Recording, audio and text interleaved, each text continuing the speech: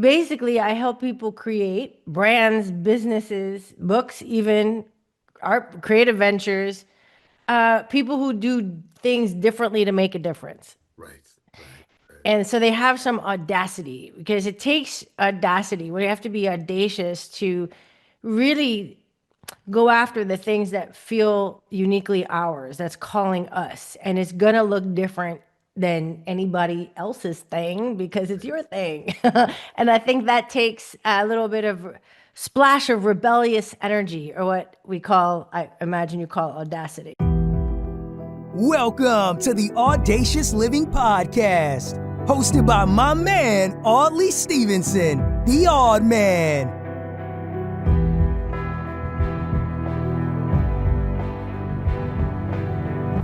Greetings and salutations. Welcome to the Audacious Living Podcast, where we inspire you to live your best audacious life ever. I'm your host, Audley Stephenson, and it's always a pleasure to have you here spending a bit of your day with us.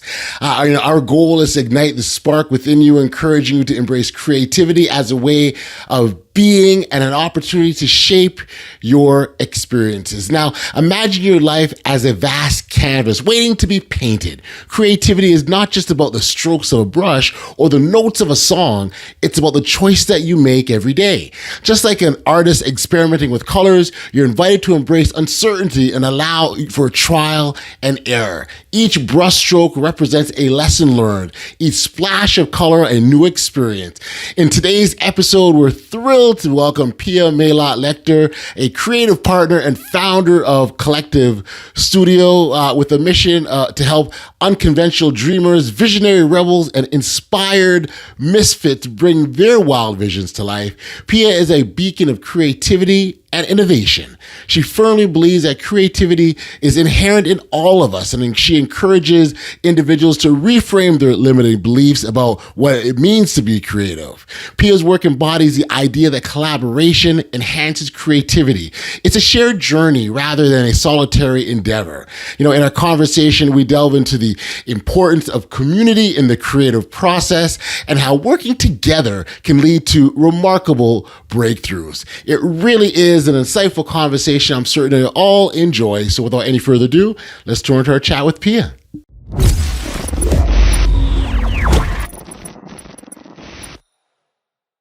Hey Pia, thank you for joining me here today on the Audacious Living Podcast. I appreciate you for taking the time to do this. Thank you for having me, Audley. It's wonderful to be here. Loving your energy. Oh, thank you. I mean, I've oftentimes talked about how um, it's kind of to me it feels like a blessing to be able to sit down and engage with dialogues that potentially can help other individuals in their own lives. And and we're just chatting, right? We just talked earlier about just conversation. We're just conversating, and so for the idea of someone going, "Oh wow, I heard Audie and Pia talk about this. Let me try Yeah, that," and it works. It gets them somewhere else. Like that's thrilling. That's so exciting. So absolutely. so I couldn't do this without you, Pia. So that's why we're here together in this together. All right, let's bring it. So much time is spent on this podcast, really encouraging individuals to live this best audacious life that we talk about. Um, a big part of that is recognizing that it's a journey, right? We're on our own individual pathway. We're taking our steps on our pathway on our journey to get to this better place, if you will. And each step along the way, there could be our own set of obstacles, challenges, pitfalls, but there are also rewards too. And so it's understand that in the recognition of all of these things that are kind of at our disposal, we've got to take those steps forward and be audacious enough to move forward. Creativity and innovation is a place that you spend. That's your jam, if you will, and you spend a lot of time in there, sort of encouraging that creativity and innovative sort of process. I wonder maybe Pia, if you could sort of introduce sort of the work that you do to our audience and help them understand just what you do and what's got you to the point that you're at now. Sure. Well, I'm founder of Collective Studio, and I call myself a creative partner because I could say creative consultant, I could say creative director, I could say many things. I could say creative coach, but creative partner feels right because basically what I do is I creatively partner with unconventional dreamers, visionary rebels, and inspired misfits to bring their wild visions and ventures into the world to create an impact.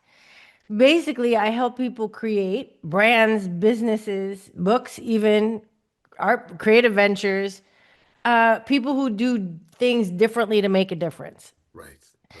Right. And so they have some audacity because it takes audacity. We have to be audacious to really go after the things that feel uniquely ours, that's calling us. And it's going to look different than anybody else's thing because it's Right. your thing.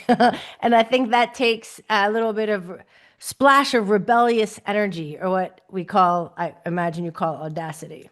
Yeah. No, I mean that's very much in line with what we continually promote and encourage, right? You have sometimes you got to go off that beaten path, if you will, Mhm. to chase the thing that you're after. And you think about, so we have we talk here sometimes about what's called the bold framework, BOLD, and it's an acronym. It's essentially this will get you on this path to audacious living, if you will. And so the B in that framework is better than yesterday. It's how about continuous growth and constant improvement. So it's great that you climbed that mountain last week. What's the new mountain you're gonna climb today, kind of a thing, right? And so it's really Mm, encouraging that. The O is for outlast adversity. We know there's gonna be challenges and obstacles and things get in your way. You have to get back past that. The L, which I think would be particularly interesting to you, is live your truth, right? So we all mm. are your own unique individuals. We all, no one can create the way you do, as no one can create the way that I do, and that makes us Exactly. so unique. And the D, which I think you might also find interesting, is disrupt the norm, and that's really going off that beaten path, right? Yep. The analogy I oftentimes use is that of the Wright brothers when they're trying to invent how to fly planes, and I oftentimes imagine the people watching them and the things that they were saying, like flying planes, are you crazy? It's for the birds. You must be out of your mind. What are you doing? It'll never work. All of these things, right? But in spite of that, they have the courage and audacity to do it anyways. And now flying is a part of our existence, if you will. And so those particularly L and the D really stood out to me in terms of what I think what would make sense for you and the work that you do and what you Yeah, probably come it's across a lot. absolutely. It's very interesting because I think it's the adversity and challenges that often lead to our growth. Like Yeah. that's kind of what we need to stretch, some kind of friction, some kind of rub. So I think they're all beautifully intertwined. They all kind of feed into one another. Better than yesterday, for me personally, I like to think of it as expansion Hmm. more than improvement. I Hmm. don't Yeah. know why there's like a slight nuanced difference. It just feels more encouraging to me. The universe is constantly expanding. We're part of the universe, so are we. It's incredibly fulfilling Yes. to expand and to Yes. grow into the next version of ourselves, or maybe to grow into a version that's closer to who we always were, Hmm. however we want Yep. to frame it. Yep. Anyway, that's what came up for me as I was listening to you. So it's yeah, because what is better? Because maybe we're already good enough. Hmm. And it's just about growing into the next version we can be because it feels incredibly fulfilling. To be bold is fulfilling and it feels Yes. rich. It feels like a life fully lived. And for Hmm. me, that's the meaning of life, to Yeah. live it fully. And that's going to look different to every individual. But it's a good question to ask oneself, right? What Hmm. does a life well lived look like to me, feel like to me? What is that? What's a full living, full Right. fat, full flavor living? Yeah. What is that for me? And the answer Mhm. will change as we change and grow, Yeah. right? Yeah. But Yeah. it's Yeah. it's a good question to ask. And it's interesting because I mean, so it's such an individualized question, obviously, right? What does it mean for me? But you do, I think, touch on a really significant point is that as we move through life, we gain insights, experiences, or we expand, right? So we expand, we know more. How often, how many times have you think about a decision that you made, a year ago or 2 years ago? Why did I make that decision? Well, you made that decision because the information that you had at your disposal at that time is less than what you know now, right? And so Yep. and then I think sometimes people beat themselves. Oh, I shouldn't have. I was so dumb. No, Mhm. not at all. You were doing the best what you had at that moment. You learned Yep. more, you understood more, and now you're making informed decisions. And I think that's what I think about when you touch on that. Absolutely. I think, when I look back at my past self, she did what she could with the level of awareness she had at the Yeah, time. you know and so I have to have some grace. It doesn't mean I don't take responsibility for things I could have done better. There are quite a few things, but sure. I can also look at her with some compassion and grace and be like, she did what she could with what she had. What is that Maya Angelou line when you you do better when you can be better. I don't remember. It's beautiful. Maybe we'll find and put in the show notes. Yeah.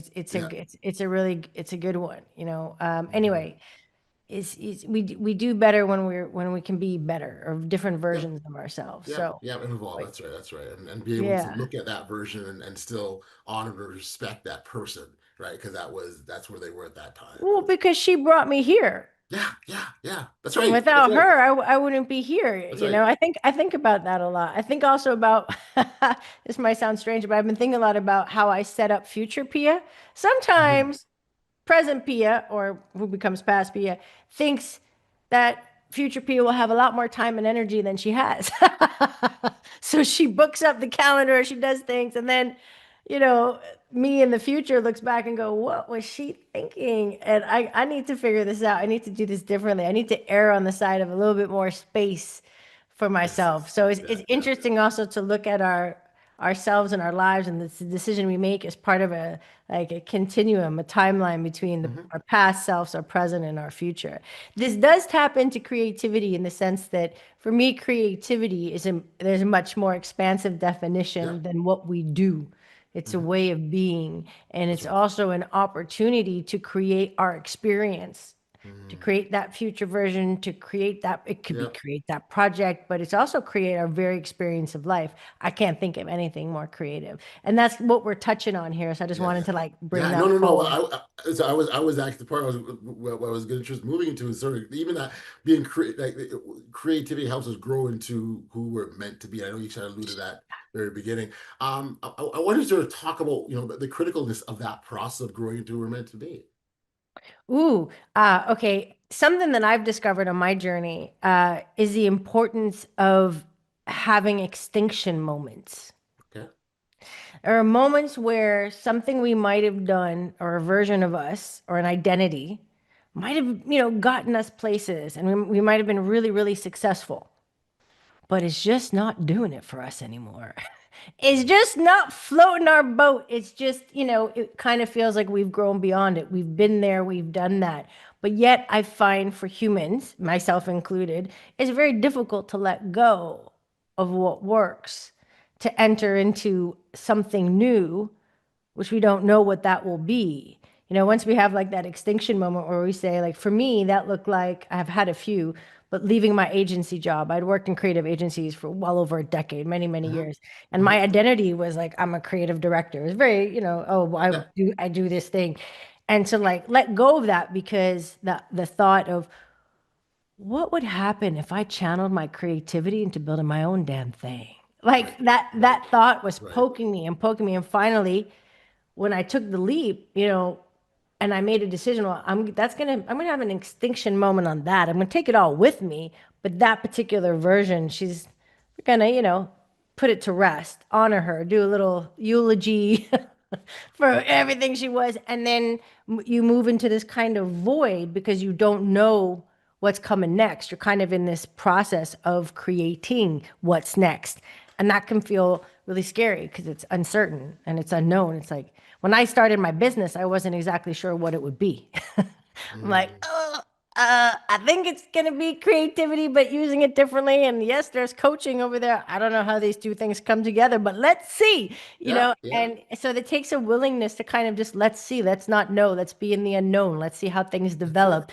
And then over time, you enter your next creative evolution or Mhm. your Mhm. creative rebirth. And I feel like that's a cycle that if we recognize it and then allow for it, takes us into that next version, you Does. know? And what you're describing is that that audacious spirit that we Yeah. encourage here, right? It's like, so I don't know what's around the corner, but I'm gonna step into that anyways, right? There's a Martin Luther King Jr. quote that that talks about making that first step, even though the staircase is dark and you can't see where it's going, right? You Yeah. step anyways, and how I like to oftentimes break it down is okay, if you try something, and you mentioned earlier that the what if question, right? I think that's a fabulous question to ask yourself because it opens the doors of possibility. Like what if, and allows you blue sky and dream, and so it's a wonderful thing. But I think if you take a step. And you try something you've never ever done before. You oftentimes have sort of one or two situations will take place. You're either successful and you can celebrate and go, "Oh my gosh, I did it! We're great! It's great! It's great!" or you're not successful, right? We call that failures, right? But if you fail, is failing a bad thing? Well, okay, well, what happens if you fail? You're not successful, but you learn a lesson. You figure out what not to do. You figure out where not to go. You might even figure out how to do it better next time. Is that really a failure? And that's where I think people need to be mindful that failing isn't a bad thing, but you can't fail until you try. Yeah. Well, for me, that's why I like using the term run experiments. Okay. Because what if we're running experiments? Then there is no failure. It's all data. When you run an experiment, you're gathering data like, oh, that worked. This didn't work. Oh, interesting. How did that work better? You get really curious. You're like a creative lab technician in Right. your own space. And then it's not about failure at all. It's not about, oh, I didn't do it. It's more about, oh, that's interesting. That didn't work really well. Oh, what about that? And there's like a sense of play and there's a sense of Right. curiosity. And it's just a shift in perspective. So I invite myself and people just to look at it like a grand experiment. And it's thrilling also to be in that space of Yeah. experimenting and not Sure. knowing. You know what I mean? Sure. It's to me, uncertainty, life is uncertain. Life full stop. And creativity is an uncertain process as well. You don't go to the table knowing what you're going to create by the end of it. That's not very creative. You know, if you already know the outcome, you go and you might have an idea and then you're like, okay, let's see what this can Mhm. become, and you surrender to that process, Yeah. and hopefully you have fun while doing it, because you can make it fun, right, and play. So yeah. Yeah, I like the idea of let's see what happens kind of a thing. And again, just being open. I think that's a real big part of what we're talking about here is being open to whatever the outcome is, because we Yes. don't truly know, and also being able to pivot as necessary. I think these are, whether people say, pivoting. I mean, back during the pandemic, that was a big word that came up. We're pivoting, we're pivoting, we're pivoting. But we really learned from that. Being adaptable, flexibility. These are all things that fall in line with being responsive and open to whatever comes our way. And essential to creativity, all Mhm. of those things all of those elements you just mentioned, and it's interesting, pivoting, I call them sticky junctures. Okay, And that's I usually love where it. creative partnership is really needed, when you're at like that sticky juncture of what used to work, not really doing it for you anymore. There's something bigger calling you, and you're at that juncture where you're like, "Ugh, what is it going to be? What could I create? What's next?" And that's where partnership is really valuable, really, really valuable. I've had partners in my sticky junctures, and that's usually where I work with clients. I love it. I love it. So along those lines, I want to sort of talk about the blockages or the impediments to being creative. And for some individuals, it's like limiting beliefs. I think we call them scripts or old scripts and things that Mm. we have. I wonder if you sort of talk about how we manage these sort of limiting beliefs head on. Well, first we become aware of them. It's like, what script, belief, or story is running in the background, right? Oftentimes, the script could be, well, I'm not creative, right? That's the Okay. belief. And that's what I try to do in my book. I smash the myth that creativity is reserved for the chosen few. Artistic expression is one version of creativity, Right. but creativity is alive and well in across all domains. And as I said, it's even more than what we do. It's how we move and live, and we are in everyday life. It's how we come up with novel, useful, sometimes delightful, original solutions to everyday challenges. If you don't know what to make for dinner and you have four ingredients or four things in the fridge and you're like, oh God, let me put this together. I mean, that's why there's like some friction. We talked about challenge earlier. Some Mhm. friction, is usually helpful for our creativity. We have some kind of, I mean, think of fire. How are we going to cook this meat? Or like, all of the inventions, usually there was some necessity or some limitation or some desire that we were looking to overcome or just creatively solve for. Mhm. And so that's also an interesting reframe is, what is the creative opportunity here? in the Right. situation, right? Right. Like, Right. ooh, what is this? Is this a Yeah. juicy, a meaty creative opportunity here instead of necessarily just being a challenge? So I think the limiting beliefs could be like, well, I'm just not creative. And if you look at neuroscience research, if you look at how we survived as a species, if you look at how the brain is wired, I mean, we are all natural born creatives, Mm, right? And then you can also ask, is that limiting belief harming or helping you? No, just getting curious. Harming, if it's harming you, yep. rewrite that. Right. Right. And then not only rewrite it, it's like, yeah, hell yeah, I'm creative. Okay, now what belief will reinforce, what behavior, sorry, will reinforce that belief? Hmm. There's one thing to believe, but we need to show, to create evidence for ourselves that we actually believe that through our own, or through how we behave. Right. Right. Right. So that could be, get a pad and paper, at different points throughout the day, jot different ideas that come to your mind. Hmm. Could be anything. No judgment. Just it could be your note app. It could be anything. Yeah. Whatever, Yeah. just little things that come up throughout the week. Then at the end of the week, look back at your ideas, your thoughts. There you go. Evidence that you're creative. Hmm. Hmm. I think Right there. even recognizing well, sorry, understanding what creativity is, and help you recognize in fact that, yeah, this is, I do have these, because, you know, depending on your space, like, so for example, like my mom as an example, like when she got in the kitchen, the stuff that she whipped together was like, wow, where'd this come from, right? So recognizing the spaces that you're in and what can fuel those creative energies, right? And I think once you identify that, like something I oftentimes say is like, when you find that thing that you're passionate about, that excites you, fuels you, find a way to stay as close to that as you possibly can. Because then you're constantly in this creative space, and it's all this good energy, and allows for all kinds of good things that come out of, these energies, if you will. Absolutely. And I think you're touching on something that's really important. It's about getting wildly curious about what you're being called to create next Mm, in your own way. And when you get closer to your unique signature, vibration, energy, whatever you want to call it, the uniqueness of you, there's only yes. one you in the world, and Mm, you create from that place, it's going to be, of course, it's going to be creative because it's original. There's nothing that the antithesis of creativity is parroting or, repeating or replicating. No one can replicate you when you create from that place. right. And so it's getting really curious about what is it that I want to make real in my world, or what is it that I want to create next? What really excites me? Hmm. What sets a fire under my peach, you know?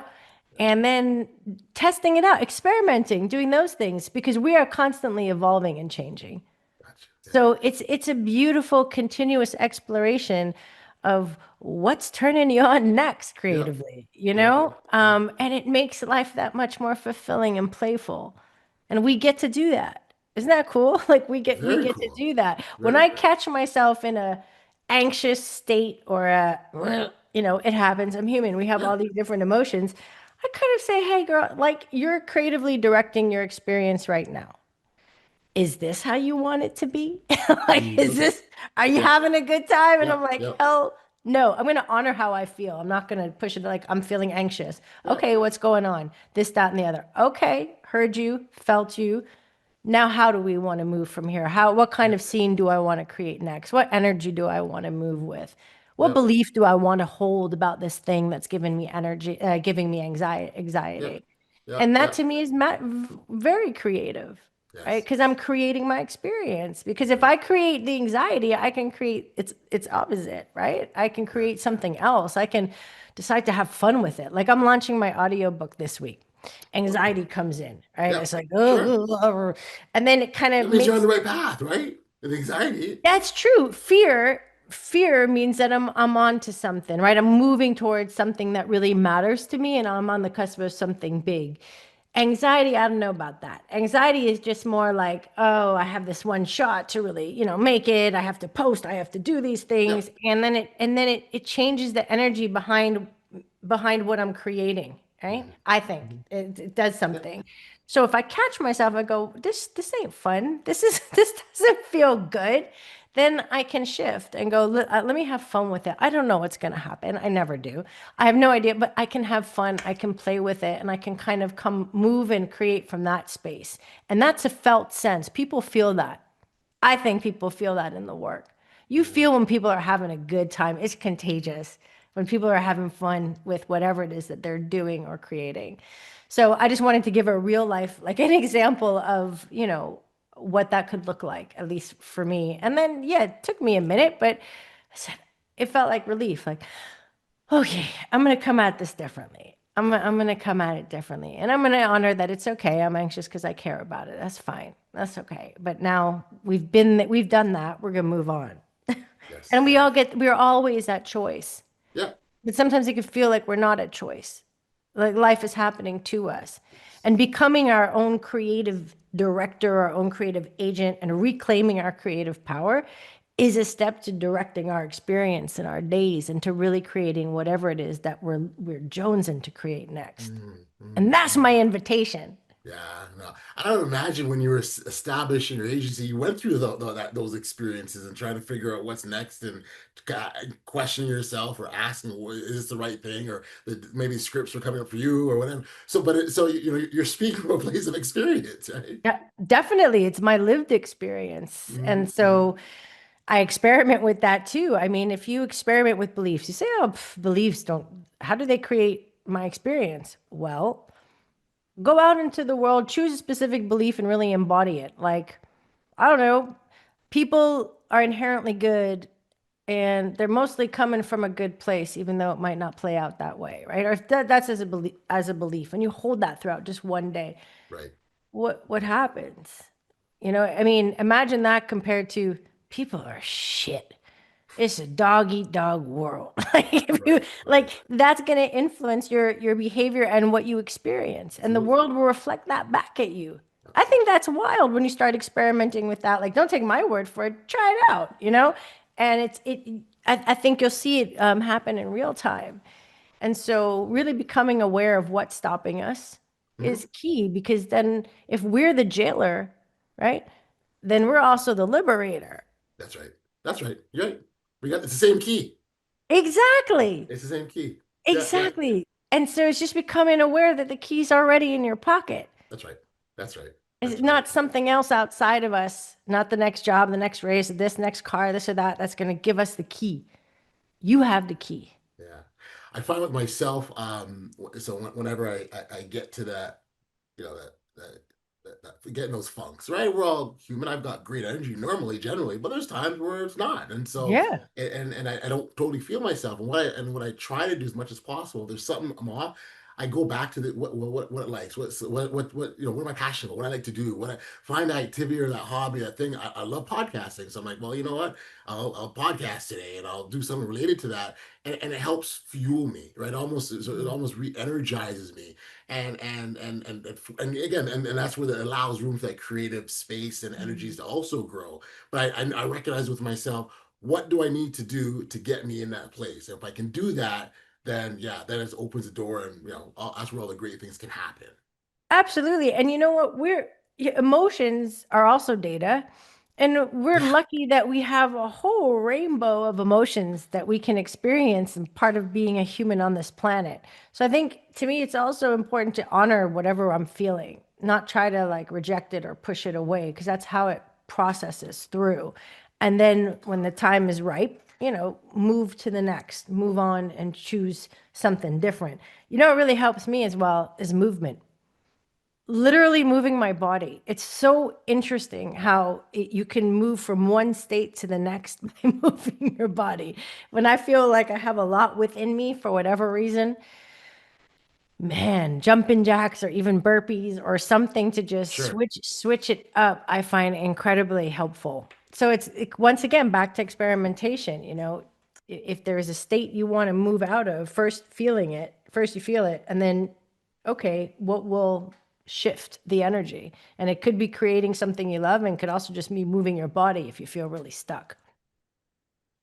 You referenced earlier your book, and it's the creative.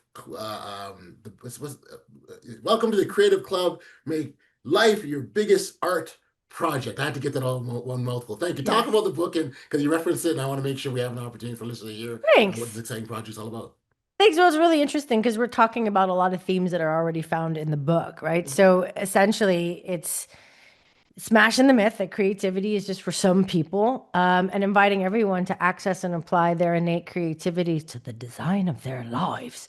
And I use stories about how I lost and found my creative power because I got a little audacious rebellion energy in me. I usually don't like when people tell me how to do things. I'd rather they show me how they did it. Like, show me how you did it. Don't tell me how to do it. And so I wanted to take that spirit into the book. Like, okay, oh damn, I got it. Some of it's vulnerable. It's vulnerable stories of how I lost and found my creative power. Sure. Because it's an invitation for people to remember what's always been theirs, right? And sometimes we gotta lose things, Yeah. lose parts, lose ourselves to find ourselves again. Yeah. That's so I shouldn't. And then there's neuroscience research, interviews, one with Betsy Johnson, iconic fashion designer, talking about creativity and what that's been like for her journey. And actually poems. My editor said, if you're asking people to make life their biggest art project, you better make this book your biggest art Right. project. So, there are a lot of different doors into creativity, into Yes. reclaiming and rediscovering what's always been yours, your own creativity, and Mhm. then how to apply that to your life. You know, so that's yeah, that's a short and tall of it. When you even talk about the process of sharing stories, and having to be vulnerable, right, to share your own stories and what sort of things impacted your own creative journey. I think what I found totally powerful, and when you're telling a story, it's easy to talk about the things that happened to you, or the things that influenced you, or the things that held you back, but there's real excitement where you can say, but here's how I did to get past it, right? Yeah, That's when the story really takes life. Like, I mean, it's easy to talk about the bad stuff and the misfortune stuff, and the icky stuff, if you will. But how do you get to the other side? Please tell me that. Mhm. That's what will excite people all the time. True. I didn't find it easy to talk about the icky stuff. I found it really hard. Okay, yeah, yeah, yeah. Fair, fair, fair, fair. But yeah, and to me, it's about, creativity is transformation. It's taking something, an idea, abstract idea, right? Hmm. It's in your mind that's not really a thing and turning it into something, right? And I think that's fascinating, that whole transformation process. So what I discovered, at least in my lived experience, is that transformation is a slow cooked meal.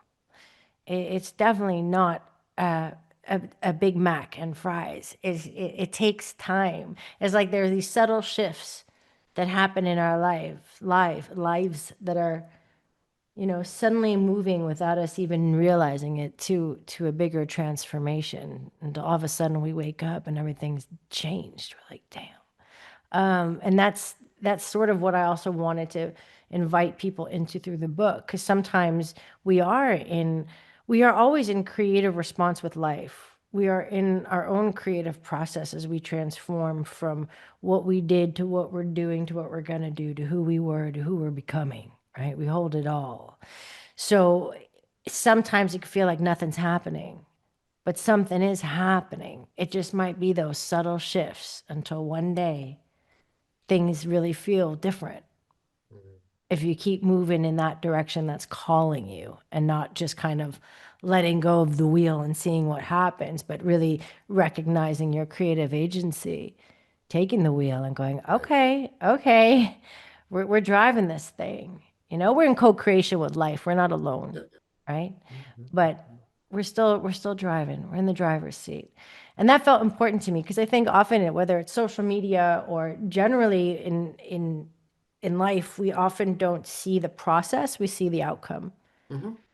So it looks like it was really easy. What is that person's doing? How that they did that like that? They move like this. And it's, to me, what's really exciting and interesting is pulling back the curtain and revealing the process, the Yes. creative process that it took to get, whether it's Yep. to that business, the creative Yep. process it took to get to that next version of yourself, to wherever and whatever. And that's also what I attempted to do in the book, to share that. When we talk about pulling back the curtain, I think we also need to be prepared to understand that it's not going to be. It's just going to be. It'll be messy a little bit, right? Like it's Hell going to yeah. be all over all over the place, and there's not really a straight path. And I heard an expression once. I'm probably gonna mess it up. I'm gonna try here. Is that when you look, when you live life, forward, it's an art. But when you stop and look back at what you've done, it's a science. So I've had to go here, to Mm. go to here, to go to here, to go to here. But in that moment, right, we talked about the decision making, right? So in that moment, you're making the decisions with what you have at that time, and you're Mm. deciding, oh, this feels good, this sounds right, let me go here, and you go, and then you realize, go, yeah, that was the right move, and that's what Mm. some of the things you'll understand, it'll reveal itself when you do pull back that curtain. True. And I think intuition plays a big role in that, Yeah. so really kind of feeling into your spidey sense and learning to recognize it and also listen to it, follow it. It's a muscle for me, at least, that's being built, that has been built through the years. And I am so glad because Mhm. it's a little clearer now than it Yeah. used to be because I've also been feeding it. I'm strengthening it when it says, don't know about that. And there's no logical reason. It's a feeling. And I listen, I make it stronger. And we all have different, voices within us. We also have inner saboteurs. When we listen to the inner saboteur, it's trying to keep us safe, but maybe doing us more harm, then we strengthen that. So the question is, what do we want to strengthen? And that's back to reconnecting to self, reconnecting to you, to what you're being called to. And that's how I want to live. It's exciting and Sure. terrifying all at once because Mhm. there's so much that I don't know what it's going to be or exactly what it's going to look like. I Yeah. can just, it's just a felt sense that it's that way. And Gotcha. then, as you said, when you look back, science, Yeah, when yeah, as yeah, you move forward, art. I think you said it beautifully. yeah, yeah. Thank And you. that's really the art of life, right? Hmm. I think Hmm. it's, oh, who said that? My mind blanked. Anyway, the art life. Got you. No, no, no, I get it, I get It's, it. be- that's what it is. Yeah, yeah. I wonder then, as so we're talking about art of life, right? And all that comes with it. What if you could maybe share maybe one or two sort of practical things that people can do to sort of maybe reclaim their creativity, or in some cases claim it if you haven't fully tapped into it? Was one of a couple of suggestions that you can make? Sure. Well, first off, I would invite people to get curious about themselves. Okay. And one question that I love, that I think is very powerful, is in my wildest imaginings, what would I be doing in 1 year from now? Okay. It's not a 5 year plan. You can create three different futures just to Hmm. stop the mind from turning the dream into a plan. It's just getting curious about what really excites you, what feels exciting. And oftentimes we don't just pause and ask ourselves questions and give ourselves some time just to dream and just to reflect. So I think just getting curious about yourself, like what could that look like, is one way. Hmm. Also running a series of experiments. Yeah. Like what Yeah. do I feel? What do I feel like creating this week? Right. You know?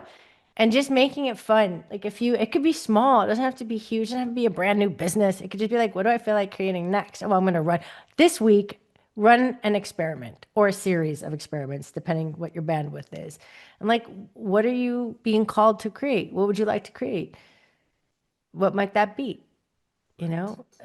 Another way is to reclaim your creativity is just, as I said, I like the idea of just taking the notepad or a notes app with Hmm. you and like seeing what comes up because you have more ideas than you might imagine. Like you have tons of ideas. You just might not be capturing them all or acknowledging them all as they come through or seeing, or maybe there's a judge. We all have an inner judge that comes in early on and like gets the idea off the table internally. So it's telling the judge to park it and just seeing whatever might come through, what comes up for you. So those are different ways of just and playing and getting curious about what play feels like and what feels Hmm. fun. What feels like fun. I love that because I think there's a Yeah. lot of data in that. Like what I want to do, what feels fun to me. Oh, Hmm. I want to To dance. enjoy. Yeah. And when you're dancing, you're making your own choreography. That's very creative. Like when I dance in the Awesome. kitchen, I'm like, it's my own move. It's my own way of moving. So just, yeah, remembering to play and have fun with whatever it is that you feel like doing, and then getting curious about that. What are those things that light you up? What are those things that feel like play? Mhm. I don't know. That's a whole bunch of stuff. I probably No, have no, more. those, I think no, they're very. We want things that are practical, right? I think those are really, really practical things that people go, oh yeah, let me try. It's not hard to do. You don't need a manual or anything like that. You can start now, today, right? So I think that works. You talked earlier about breaking myths down, and I'd love to hear about some of these myths that you tackle in your book. And you reference sort of there's neuroscience to back some of these Yeah, myths. Yeah. sure. There's one thing I'm just going to say quickly before I forget, back to the practical thing. If there's any challenge you're facing, challenges are often beautiful creative opportunities. Yeah. So if there's a specific challenge you're facing, Hmm. sit with it. Look at it as a creative opportunity and just like see what comes up. Like, oh, how might I creatively solve this thing? It could be that you have four ingredients and like four items in the fridge. Like it could be anything. And just see what comes up.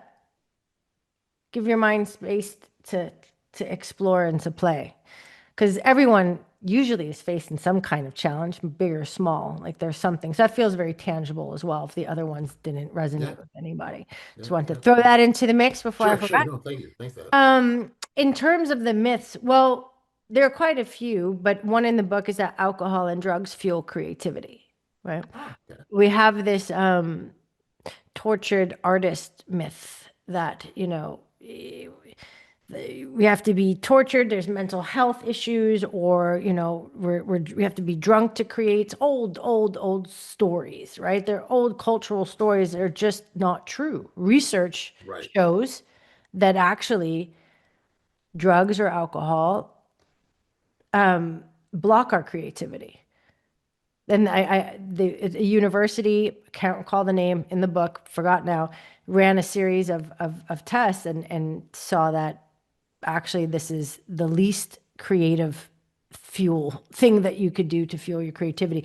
One of the top things you could do, which I found very interesting, they had like meditation and then certain courses. Hmm. They also had travel.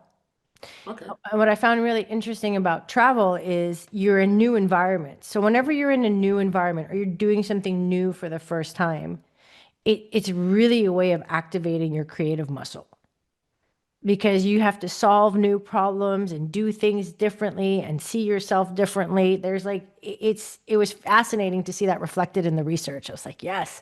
And that could also mean going to a different spot in the next town over. Like you don't necessarily have to travel halfway across the world, but I think the key is to do things for the first time again, right? Or to put yourself in new environments. I think creativity thrives also out of necessity in those spaces. So psilocybin, they actually also did a study on psilocybin that showed that even though people in Silicon Valley thought they were more creative, when they had to perform a task, they were actually less creative. Mm, So I mm. think it's worth smashing that myth that we need to be tortured, high, or drunk to create. Let's just get that off the Yeah, yeah, cultural yeah, table. yeah. Um, and then another myth is the lone creative genius wolf myth. You know, that this is a very pervasive cultural story. You know, that you have that lone inventor in the garage who figures it all out by him or herself. And it's just not true. It's just not. I mean, even Einstein worked in a Swiss patent office looking Hmm. at all different types of ideas for to be patented before he did his own work, like Right. early on in his career. I mean, there's so many examples of people that even Steve Jobs worked with a group of Wozniak, other people that were Yeah, yeah, part of building what Apple is today. yeah, yeah. Nothing is done. It's just a popular cultural story. The Yes. problem is it ends up stopping us because then we say, oh, well, I'm not. Almost stopped me from writing my book because I thought, oh, damn, like going to a cabin somewhere with my pipe and trying to come up with a whole book by myself.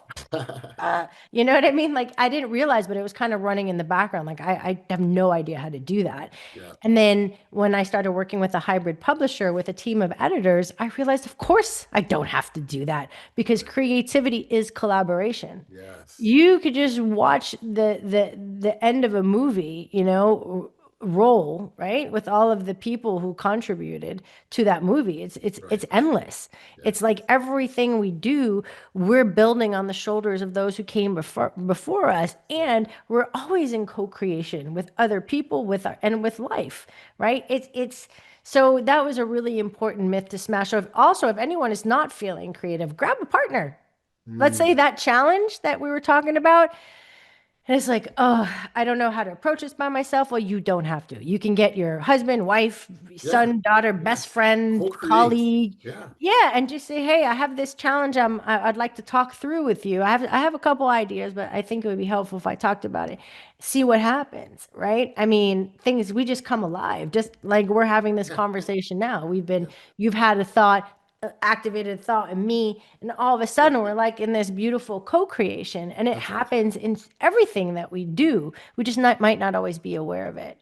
So I think there's another myth and the neuroscience research is more about what I thought was really interesting was how our brains are wired for creativity, to smash the myth that creativity is something for just like the Beyonce's love Queen Bee, not like that, but for like the special people in the world, Right. Right. That's right? right. And it's we have a default mode network, which is the part of the brain that's thinking what let me think that does like the unconscious dot connection, Okay. the part that's thinking when we're not actively thinking, if that makes sense.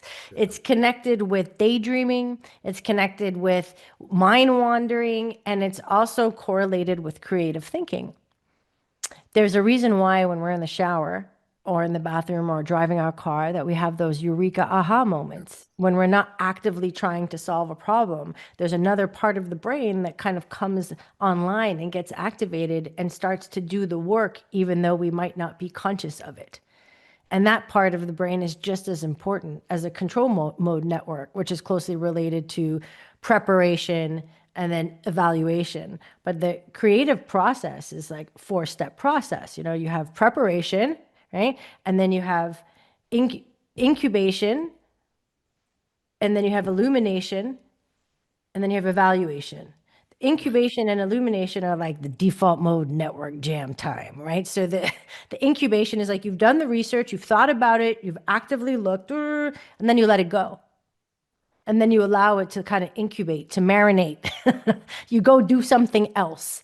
And then, that activates the default mode network where it starts to connect dots or make these unconscious association or doing what it does, right? And then that illumination is that eureka moment where a dot connected and you're like, whoo, think I got it. And it kind of drops out of seemingly nowhere.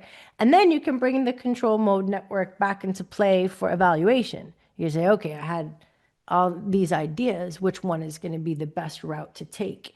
And both of those processes are absolutely critical in creative thinking and creativity. But oftentimes we don't give enough attention or space to the default mode ones where it's like incubation and illumination, because that means we have to rest. We have to take a beat. That's We right. have to let it sink in. Yes. Yes. And often I think rest is very difficult for a lot of us. It feels like we're not doing anything because our worth is connected to what we produce.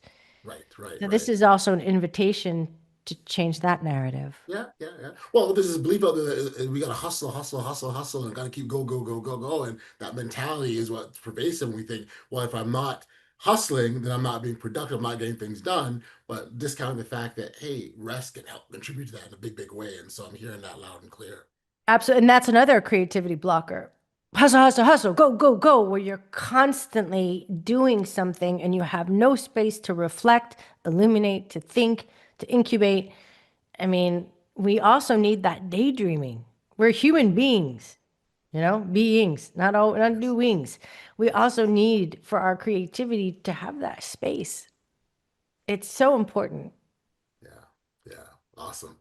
Pia, this has been a delightful conversation. I'm really, really glad that we had the time to chat here and really focus on being, creativity as a topic and things that listeners can do to tap into their own creative juices. Again, give us the book and let us know where they can get it and how to access you directly. Sure. The book, Welcome to the Creative Club. It's available on Amazon, Audible soon. Actually, this week. It's available on Amazon, Audible, bookshop.org, Barnes & Noble, and quite a few others. Those are the top ones. And then for me, to find out how to co-create or connect with me, collective.studio is home base. Best place to find out everything that I'm up to and to be connected. Very cool. And we'll also make sure that the appropriate contact details are in the show notes below. So listeners can access that and access the book and yourself as well. Pia, again, thank you for a delightful conversation. Very, very insightful. And I think you provide enough for listeners to kind of think about for themselves and things that they can do to tap into their own creative juices and sort of stay in that space. And we all know we talked at great length with all the benefits that come from that and why that if we can try to make that the goal, like how do I get here and how do I stay here? As much as possible, there could be lots of benefits for us. So thank you for that. And again, thank you for being a guest on the Audacious Living Podcast. Thank you so much for having me and for this audacious, bodacious co-creation. It's been an absolute pleasure, Audley. Thank you.